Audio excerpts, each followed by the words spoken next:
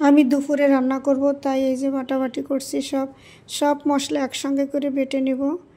আসলে কি জানেন, শিলে বাটা তরকারি খেতে না অনেক মজা লাগে আর অনেক সুস্বাদু হয়। আর সে বেটে রাখলে কিন্তু অত মজা হয় না। তারপরও আমরা যখন বাড়িতে মেলা মেহমান আসে তখন কিন্তু ব্লেন্ডার করি, এর আগে করি না, কারণ শিলে বাটা তরকারি খেতে আরও যেন মজা হয় আর খেতেও খুব ভালো লাগে, তাই আর কি। আসসালামু আলাইকুম, কী অবস্থা সবার, কেমন আছেন? আশা করি সুস্থ এবং ভালো আছেন। আলহামদুলিল্লাহ আমি বেশ ভালো আছি। কথা বলতে বলতে আমার রান্নাটাও শেষ হয়ে গেল। এই তো আমি রান্না শেষ, এখন আমি মশলার গুঁড়া দিচ্ছি। এখন ঢেকে রাখবো কিছুক্ষণ, অনেক একটা সুঘ্রাণ বেরোবে, খেতে কিন্তু দুর্দান্ত হবে। কথা বলতে বলতে আমি আর একটা তরকারি বসাইছি, এই যে চিংড়ি মাছ দিয়ে ওল রান্না করব।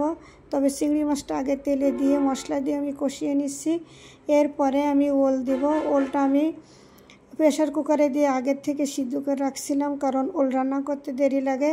আর আমার কারেন্টের চুলা তো একটু দেরি হয়, পানি কমতে সময় লাগে, তা আমি আগের থেকে এই কাজটা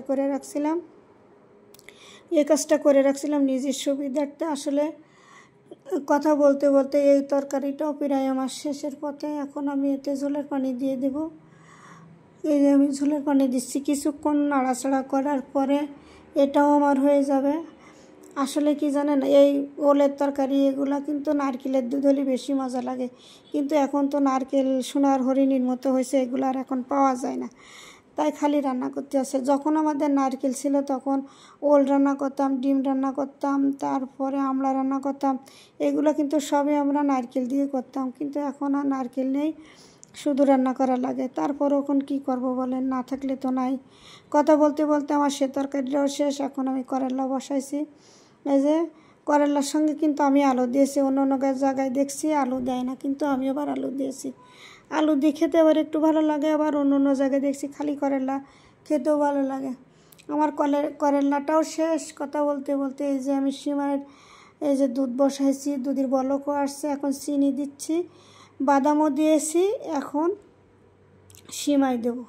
সিমাইয়ের পালা এখন, এই যে সিমাই দিচ্ছি। কিছুক্ষণ পরে সিমাই দেওয়ার পরে আমার এই রান্নাটা শেষ হয়ে যাবে। এই রান্নাটা শেষ হবে, তখন সব গুছানোর পরে আমি খেতে বসবো। আপনাদের সঙ্গে কথা বলতে বলতে কিন্তু আমি অনেক প্রকারের তরকারি রান্না করেছি, 2-3 পদের তরকারি রান্না করছি। কথা বলতে বলতে সিমাইও রান্না করছি, সিমাইটাও প্রায় শেষ। হ্যাঁ, সিমাইও শেষ, এখন আমি খেতে বসবো। কথা বলতে বলতে আমি এই তো খানাও শুরু করছি, খানা খেতে বসছি। এই যে আমার ভিডিও কেমন লাগে সবাই জানাবেন কমেন্টে। আজকের মতো এখানে বিদায় নিব। নেক্সট ভিডিও দেখার জন্য সবাই ভালো থাকবেন, সুস্থ থাকবেন। আল্লাহ হাফেজ।